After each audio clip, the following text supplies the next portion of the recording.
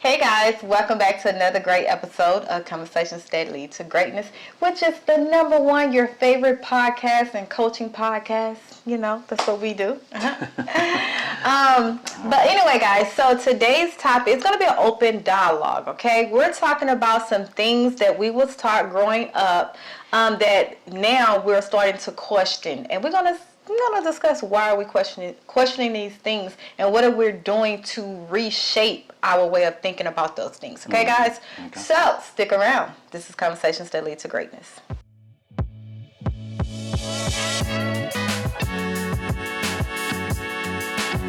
My name is Akeisha Smith. And I'm Lester Smith. And we're committed to helping you guys tap into your greatness by uploading great episodes on a weekly basis that will educate, motivate, and inspire you to create the life you desire, okay? Now, today, we're talking about basically a paradigm that was set when we was younger.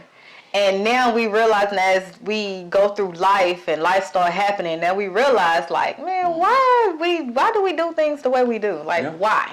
So, let me start with the definition of a paradigm. Paradigm. Some of y'all may not know what a paradigm is. A paradigm was a multitude of habits that were instilled in you from a child. Yeah. Most of the time from your parents, which were the closest to you, your mother, your father, and then it goes on to your aunties, your uncles, your grandmother, grandfather, teachers, and anybody that raised you as a child. They instill some habits into you that's what a paradigm is. Yes, that shape your way of thinking. Yeah, shape your way of thinking. Yeah. All right, guys. So let's get started. Okay. All right. So, want me to go first? Yeah, you can go first. All right. So one of the things that I've been questioning lately is parenting. Yeah. Okay. Now hear me out. Hear me out. Now, growing up, everyone is teaching you, hey, you get married, well, have a kid, it's to become a parent, it's the best thing since sliced bread and all this stuff, and it's easy and all, it put it out there like it's this beautiful thing. But I discovered that now we are parents of a 6 and a 2-year-old. Baby, we don't know what the hell we doing, okay? It's basically... No, you can't just say we don't know what this is. Well, this is what I mean. Yeah. It's trial and error. It's no one set way because we have 2 kids that's totally different. We can't parent them the same. So what I mean, we don't know what we're doing. What might work for one is not going to work for the other. But you still can't say we don't know what the hell we're doing. We don't know what the hell we're doing. I beg to differ on that. Well, I'm not saying to the point where we just... You making it sound like we just out here just... winging it. We bad parents. No, that's not. Yeah. No. We don't know what the hell we doing. No, that is not. That's not how I was trying to try to. That's how they might take it though, man. You know what I'm saying? You gotta be careful what you say. Listen, whatever. Yeah. To each his own for parenting. All right. Okay. Go ahead on. But it's making me question like the different things, like the different ways I was raised, like the certain things my mama would do that I kind of caught myself doing. Yeah. In parenting my kids, I was like, why am I doing it that way? Like it didn't work for me, so why am I trying to push it on them? It didn't work for them. Yeah. I mean, it didn't work for me. It's not gonna work for them. Exactly. So yeah. Yeah, and with me, I didn't have a father growing up. Yeah. I met the man one time. He wasn't ever in my life. So, and the men that were in and out with my mom, it wasn't no male role models there, no male father figures there. So, I'm basically learning everything from scratch. And you know what I'm saying? And with me, I just kind of do what I feel is right. You understand what I'm saying? Because I feel as though we are pretty good people as far as trying to teach our kids the positivity and honor and all that kind of stuff that we wasn't taught as a child. And a lot of that stuff I've learned in the last 4 or 5 years. So, I knew some things, but with me reading books and stuff like that too, that helped me to be a better parent also. Yeah. Yes. All right. Another thing. Okay, you go. Yeah. Something that shaped my paradigm. That you now question. That I now question. Back when I was a kid, my grandmother, she only went to Exxon gas station. Oh my goodness. Yeah, she only went to Exxon. Yeah. She only went to Exxon. So, as an adult, when I got my car, she said, "Boy, you only go to Exxon, and that's it, and this and that there." But I questioned it. I really. You recently. Hold on, can I Oh, talk? Can I talk? sorry. Can I talk? Sorry. I recently started questioning that about probably about 3 years ago, 3 or 4 years ago. got And the that reason I did that is because I would ride by like Sam's and HEB and whatnot, and I see Bentleys over there filling up and Rolls Royces and Lamborghinis and stuff like that. Because the area that we live in now, you get to see all that different kind of stuff. The area I grew up in when I was a kid, you didn't see that stuff. So it really was only a couple of gas stations. I would say it wasn't gonna be no damn. Yeah, it was Shell. Citgo, you remember Citgo? Yeah, Citgo, Exxon, and then some of them no name brand gas stations. It wasn't many, but now they got gas stations galore now. So, and what I learned is Sam's. We got Sam's cars, so they have the cheapest gas. Now I will say this: I'm not gonna go sit in the Sam's line. They have a line at Sam's. I'm not gonna go sit in there 30 minutes to an hour to get no cheap gas. Extra. I'm not gonna do that. I'm not gonna do that. My wife will. She used to. I'm not gonna say she do that now, but she used to. She'll go sit in that line for 30 minutes, 45. I'm like, babe, you can be using that time better. Okay, now what did you discover about the gas? Yeah, What do you I discovered there's really no difference. There's really no difference. Pretty much all the gas come from the same place. What? Say that again? Yeah, pretty much all the gas come from the same place. Oh my goodness. And what made me think about that was if you got Bentleys and Rolls Royces and stuff over here filling up, and they going on by their day, and they getting cheaper gas. Exactly. The gas HEB is like 10 cents, 15 cents a lot of times cheaper than gas at Shell or Exxon. Yes. So I just started going to HEB. I'm not, like I said, I'm not going to go over there and sit in the Sam's line, but HEB is cheaper than. But the killer thing was, you used to get on, man, they going up. You would drive by all these gas stations. Let me tell you what she used to do. Let me tell you what she used to do. Kroger gas, right? They give you 10 cents off when you shop at Kroger. So Kroger, if anybody know that Kroger's Kroger food high as hell. You understand me? So what they do, they kick the price up a little bit and then drop it down at the gas pump. That's what I think they do. So she was going over there spending all this. I say, you need to go to Walmart. The food is cheaper at Walmart. Now we got a Walmart Plus card where we could pull up anytime at Walmart and get 10% off the gas. You know what I'm saying? So, hey, y'all use that hack. You get 10% off the gas, you get the Walmart Plus they'll deliver your food to the door. How much is that membership? I think it's free with our American Express. Free with the American Express. So if you got American Express, there it is. I'm just saying. Yes. I'm just saying. We give tips and tricks on here too now. So watch us. I want to go into finance. Okay. So one thing I was taught growing up, save. Okay. Get all your money, save it into a bank account. Okay. And watch it. If you take that money and invest some, watch it like a hawk. Watch it like a hawk. And you live on nothing, but you saving everything. Yeah. And I realized that basically shaped my lack and poverty mindset the biggest. Because it's when you grew up just save and spend, not spend, and you're going to the thrift store and discount store, you already buying cheaper because it's man, I'm saving my money. But then I realized, what are we saving it for? Yeah, for somebody else to spend it when you die. Yeah, for somebody else to spend it and enjoy it. And it's now I start questioning that. Yeah. Why am I saving? Why do I fear that if I spend, it's not going to come back? Why do I fear that if I spend, I'm being reckless if it's something I want or desire? Why do I feel that way? And I started questioning that because I had to deal with my relationship with money. I had to deal with, what do I think money is? How do I think money is to be used? Yeah. And it made me question, man, what the hell? What the hell? Yeah. What the hell? Well, you got to realize that. Man. Yeah, you got to realize that money was scarce back then. Back when Grandma and Grandpa, money was scarce, and they wasn't making a whole lot of money back then. So any little piece of money they tried to hold on to it for dear life. And live on the bare minimum. Some of them might have some money and be eating on dog food, pretty close to it, out of the can or something. You know what I'm saying? Yeah. Not real dog food. Hey man, you'd be surprised. But listen, there's some people out there that do that. But listen, why though? Because listen to me. They feel like it's not gonna come back. Yes, but I understand why they want to save so when they die they can leave their kids something. But yet you do that even today. You do that, but you didn't prepare your kids to handle when you're gone. So what that's gonna do is put them in a worse shape than if you wouldn't have left them nothing. Well, what it's gonna do?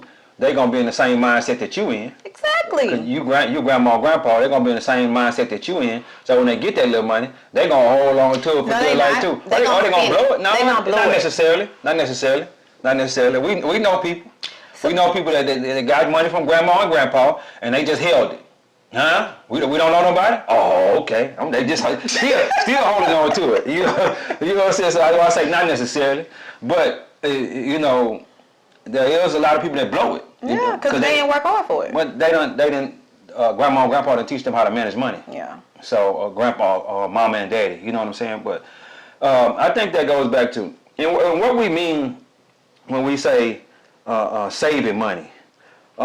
We do believe you should save money, but it's not save it to the point where you got all this money in the bank and you ain't enjoying nothing. It's not making money. That's what I'm saying. It's not making money for you. Yeah. You need to be putting your money in some type of stocks, bonds, mutual funds, some kind of real estate, something that's going to continuously make a business, something that's going to continuously make you money. And that way, while the money just keep flowing in, while you got this abundance amounts of money in, you can enjoy yourself. You know what I'm saying? You could be on vacation and still be making money. We just come off a cruise. Cruise? That's y'all see my 10. Yeah, we just come off a little cruise and 7-day cruise. We went to the Dominican Republic, St. Juan. St. Juan and St. Martin. And the whole time we was there, we were still making money. Yeah. But just think about if we had still had that lack in that poverty mindset, we wouldn't have been able to make money because the money would have been cut off because the only source of income would have been the job. So either you getting, well, if you have a decent job, you can get a little, PTO. What do you call PTO? What is that? Vacation pay, time off. If you got a pretty decent job, but if you don't have that, you just off. Yeah. Yeah. So. Yeah. But well, y'all go. Yeah. Something that I was taught as a kid that I question now that set my paradigm. What about religion? Oh yeah. Well, my grandma taught me. And she was a good person. No, y'all don't get me wrong. My grandma died at 103 years old, and she lived out her purpose. You know what I'm saying? Getting people back and forth to church. But anyway, she told me that if we didn't go to church, it's gonna go to hell. Oh Lord have mercy. That fear. Yeah, she had me scared as hell that I was gonna go to hell because I didn't go to church. But that was the furthest thing from the truth. Because God is within. Church is within. You know what I'm saying? You don't never have to step foot in the church no day of your life. And that's not going, God not going to punish you because you don't go to church. Because you can have church right here at your house. Open up your Bible, get close to God. You know what I'm saying? But she told me that if I didn't go to church, I was going to hell. And guess what? We was in church probably about 4 days a week. 4 days a week. Monday was, what was Monday? Monday was prayer meeting or something? Prayer meeting. You right. Wednesday was Bible study. Thursday was choir rehearsal. And then Sunday, we was in church all day Sunday. Sunday school, regular church, and then evening service. Yeah, so I was all the way out there bad. Real bad. Church out. Yeah, she burned me out on church. Yeah. And all that what I learned, I had to question all that as an adult. I recently in the last 3 years really found out who God was. But all that what they taught us, it wasn't who God was. I really believe that they didn't even do that research. They back in slavery, the white man, and if you white, I don't mean nothing against you, but they taught our ancestors that we're supposed to obey and do this and do that, different things like that. And if we didn't do that, we was non-believers, we're gonna go to hell. And they basically taught that in the church, even after all them years. So what is happening right now, we're going through a phase where everybody's learning more information. Everybody getting in their Bible. People are learning this stuff. They actually doing it for themselves. Because back then, a lot of people couldn't read. So they would just not read their Bible during the week. They would just go to church on Sunday when the pastor say, and all he gonna talk about is the is the negative parts of the Bible. But there's so many positive parts of the Bible. You know what I'm saying? What you got to talk about religion? I don't want to go on too long. I already talked about my relationship with religion. But one thing I want to home in on is if you're like been in like believing in God, whatever. One thing that I questioned was who convicts us. Like growing up, we was like, God convict you. You know, like you gonna do this, you going to hell, you going to hell. And I realized that God doesn't. We convict ourselves. Exactly. God don't convict us.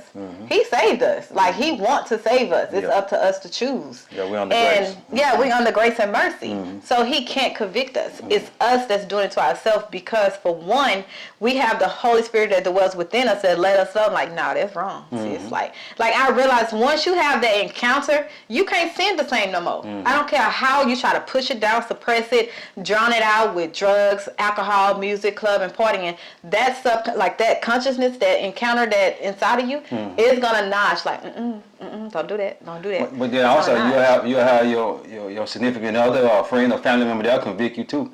But you already be thinking that in your mind, I'm supposed to be doing this, and then they'll say, hey, bro, no, we can't do that. Yeah, so. But so it's like when you have conviction within yourself, it's because you know you're not supposed to be doing it. It ain't because God is convicting you. You know, and that's one thing I learned, especially when I was a praise dancer. Like I had a praise dance ministry, and it was and it was times where I go do, you know, with my boyfriend, and you know, I feel bad. I don't even want to praise dance and all this stuff. It's like I'm convicting myself because I know when I'm up there dancing, because I know when I'm finna go do before or after, I know what I done did. You know. Yeah. So yeah, that's one thing that changed my whole way of living. Yeah. Basically. Yeah. It's like, it's God ain't convicting me. It's me convicting me, and I know what I should be doing. Yeah. And you know, He's not this big old guy that's sitting in heaven and just looking down and judging and pointing. Yeah. Nah, that's just us. That ain't the way He do things. No. But they'll free you. Once you get that understanding, you mean freedom? That's the understanding that I got back in 2020. I'm like, God ain't just sitting up there just, hey, you need to do this. No, He's not doing that. He give you a choice on a daily basis. You know what I'm saying? You just got to make the decision to do the right thing. You know, but He gives you a choice on a daily basis. And He ain't gonna make you. No, He's not gonna make you do anything. The killing thing is He love you so much. He love us. He love you so much that He's not gonna make you do something you don't want to do. Exactly. And it's killing because you hear people like, that's why I had to get off social media. You hear people, especially now, saying if God was such this amazing person, why is there wars and rumor? Kids getting killed and all these bad stuff happening. Listen, God ain't control of that. Like we was the reason our relationship was severed from God. We was the reason. Men, human, us, we sinned. God didn't pull away from us, but yet He gave grace and mercy and sent His Son to bond that relationship with us. So you mean to tell me that's bad? He's this mean God? Yeah. No. And you know the thing about it is, God can't do nothing without a body. He can't do nothing without a body. Not on earth. Not on earth. Not on earth. He cannot do nothing without a body. He need a body to, let's say you, like she say about the wars and all the poverty and everything that's going on in the world. You be the person that changed that. You can be the person. We all can change that. It got to be done collectively though. He needs a body here on earth to stop that. And He can't just say, well, they're not going to be in poverty no more. He can't say that. No. He can't do that. You know what I'm saying? That's the decision that they make to be in poverty. You say, well, nah, that ain't true. I don't believe that. I beg to differ. Look into it. You know what I'm saying? He need us collectively to stop the poverty or to stop the wars. And we can do it. We can do it, but we all have to come together. And that's not going to happen. That's not going to happen. All we can do is pray. All we can do is pray, Pray that His will be done. Exactly. That's the thing. When you talk about prayer, that's another thing I learned. I don't know how down religion. Okay, come on with it. When I was growing up, I was taught when you pray, it's all about your will, basically. Not saying that's what it was. Basically, to sum it up, God, this is what I want, and this is what it is. I realized that's wonder why my prayers didn't answer, and it's probably why I blame God. Like, God, why you said you was gonna give me this and all that. Like for you to pray, and when you pray, it's for His will to be done. You're praying and you getting in alignment with His will for your life, not the other way around. It ain't for you to pray your will. Yeah. Because you don't know. Like, you really don't know the beginning and the ending of your life. You just know where you living now. Yeah. And what you want now might not be the best thing for you later. So that's why you pray his will be done. Well, you know, most people don't go to God in prayer until to the last resort. Yeah. And that's the worst. That's the worst time to go to him. You should have been going to him all the time. Like when times get hard and whatnot, that's when you want to go to him. No, go to him every day. You need to talk to God every day. Yeah. You know, on a regular basis. Even if you don't talk to him on a regular basis, at least talk to him weekly, a couple times a week. You know, but you can't just go to God when times get hard and expect him to, because when you get in that situation where that trouble is on you, right? You already in a doubt and fear and despondent move or worrying mood. So, of course, you're going to feel like it's not going to get done. Even though you praying to God, you in the back of your mind, you're like, man, he ain't going to do this for me. You know, this ain't going to happen. And it don't happen. Because you doubting. You're not having the faith. Yeah. Hey, man. Yeah, we don't want to go too long on that. What you got? No, one more thing. One thing that we was taught growing up that we questioned. Let's go. What you got? Give me another. No, man. You don't know nothing? Okay. Let me see what I got. Relationships. Okay. Okay. I can go in there on a relationship a little bit. My paradigm was set to a single parent household. Yeah, single parent household. And you may say, what you mean by that? My mom was a single mother. She raised me and my sister. She was on drugs and whatnot, so I thought that was the best thing I was basically going to see for the rest of my life until, you know, I got to be older and I was able to change my situation. So I'm thinking, and then also I was in the hood, so it was a bunch of single mothers. And the apartments that I stayed in, it was a bunch of single mothers. You understand what I'm saying? You might see a man come and go in and out of there from time to time, but it wasn't a whole lot. Okay? And the ones that came and, you know, got their kids, or, you know, a lot of them might have been locked up or whatever, and the ones that came and got their kids, they keep them for a day or so and then they bring them right back. You know, so I'm thinking that was the way things were. That was the best it's gonna get. You know, and when we have things at school and if dad supposed to show up, ain't no dad there. You know what I'm saying? You know, so either dad was working or it wasn't no dads in the picture. Yeah, so I'm like, man, yeah, my paradigm was set for that. So when it came time for us to have kids, I'm like, I don't want to have no kids. We was together 10 years before we had our first child. And because I wasn't loved as a child far as a father figure was concerned, I felt like I couldn't love a child. And that was the furthest thing from the truth. Because she'll tell you, I love them kids to death, man. You know, they come home, I'll be ready to end up messing with them and stuff like that. It's just, it's a beautiful thing. Even though we say parenting is hard, just watching them grow up and stuff like that and do little different things and whatnot. Even though, you know, the youngest boo-booed on the floor not too long ago. I had to get out there with that one. Even though she did that. They don't tell you that kind of stuff. Man, listen. About parenting and whatnot. Potty training. Yeah, we potty training her. She probably being potty trained right now. But it was, you know, I'm like, bro, did you really do that? You know, in the potty right over there. You know what I'm saying? So, you know, I don't want to be serious all the time. I want to have, you know, throw a little joke in there from time to time. But that's the hardest part. You know what I'm saying? The potty training, you know. But yeah, man, my paradigm set for a single parent household. Single parent. Really? Yeah. Huh. Yeah. Gender roles. Oof. Gender roles. Gender roles. What does that mean? Meaning, I was taught to be a woman. Okay, so in my family, I had uncles and aunts. It was married. Okay, my aunts was married. My grandparents was married until they died, 60 plus years. Okay. My aunts was married plus my mom till their significant other passed away. But in seeing that, even though they had that male figure in the house, the female still ran the house, if that makes sense. Yeah. So I was taught Is it because the male figure was always at work or always gone, and Could and, be. And the mom was only there with the And kids. with the kids, could be. Yeah. Could be. I'm the Can you youngest. think back on that? Well, I can because I'm the youngest of all my cousins. Okay. And it's a big gap in between. Okay. Saying my mama was the last one to have me. You know? Yeah. So it's a big gap. I don't know how it was growing up as I Okay. can remember. Okay. But I thought growing up, and I was taught that, hey, keep some stuff to yourself. Like, keep some money stashed away. Don't give your all to a man because you never know what he gonna do and all this stuff. So I went into our relationship with that. Yeah, and y'all thought that didn't work. That didn't work. This is my story, sir.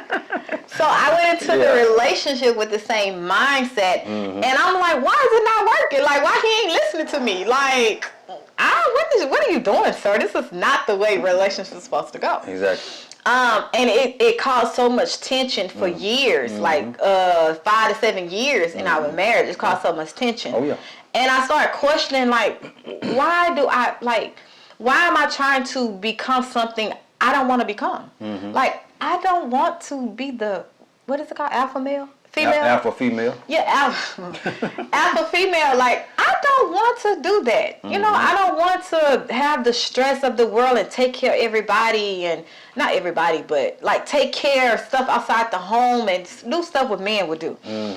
I don't want to worry about bills. I don't want to worry about car breaking down and all this stuff. So why? Because I was taught and seen that. Why am I trying to portray it into my relationship when I have a man that's willing to submit and surrender to becoming that, want to take that role on? So I start questioning it. Like, why? Where did that come from? Why do they think that they had to step into this role for us, the female women in my family? And it was basically because most of the men either was out of the house or whatever, or they wasn't able to step into that role fully. Man up on it. So it's like, who gonna pick up that slack? So in my case, I didn't have to pick up the slack. Yeah. So that's what when it came to gender roles, I realized, like, man, whatever worked for your marriage, if it's not the norm, it's okay. It works for y'all.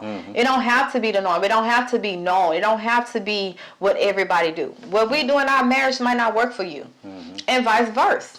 So you have to find out what works for you two together, not just how you was raised and how he was raised. Yeah. It's about how y'all can work together and have that understanding, like, okay, this is the way we gonna do life.